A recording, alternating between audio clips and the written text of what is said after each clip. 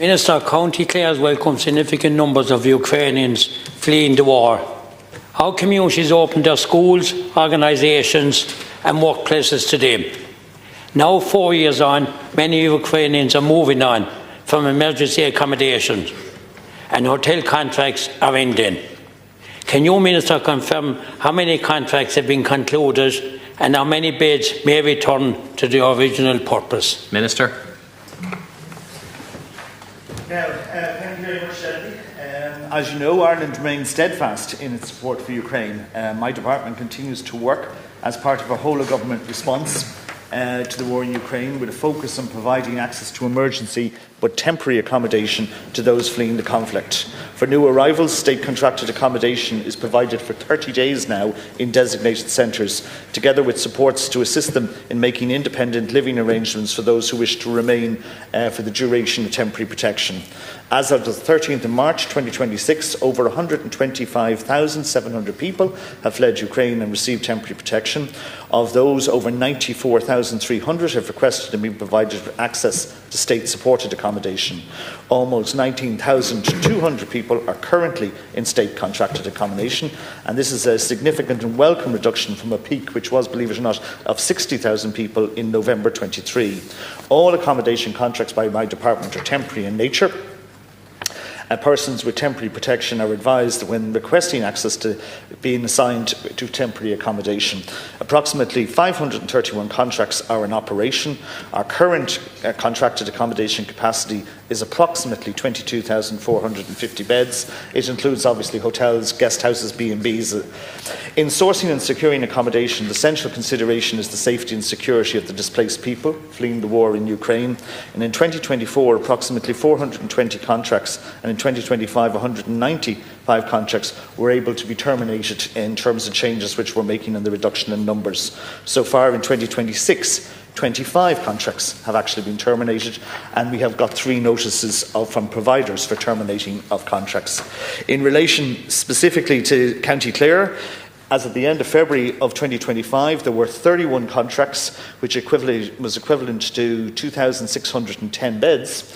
But just to give you an indication, as of the end of February 26, there are now only 18 contracts with 1,041 beds, representing a very significant return of beds from this area.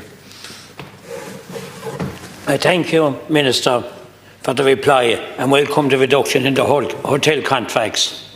This is a positive step, showing that many people are moving on from emergency accommodation by finding homes, entering work or moving elsewhere. We should recognise the support of Clare communities and the contribution many Ukrainians have made in return. Hotels returning to serving visitors is an important opportunity for our tourism and the hospitality sector. It will support local businesses, boost occupancy and protect jobs, which is important. Can you, Minister, provide data on how many businesses have exited contracts and are now operating again as tourist accommodations? Minister.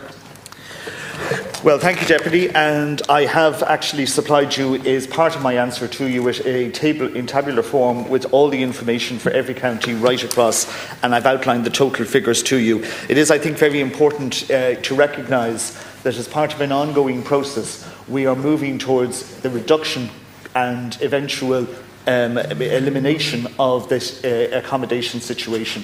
Temporary protection, and there'll be a motion coming forward in the Dáil next week in relation to the extension of temporary of the ARP area of that. Temporary protection is something that was brought in. The European Commission brought it in right across Europe. It's something that Ukrainians, and we wanted to support them in that, but it is something, obviously, as we look to the future and the changes in that area, we want to see, therefore, businesses going back to what they were doing originally and having the ability to put beds and accommodation back into local communities and back into area for the benefit of those local communities and areas.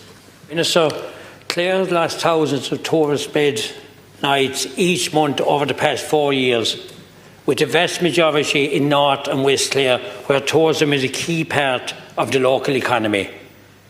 While I understand tourism is not directly within your brief, the return of this bed stock is both vital and important.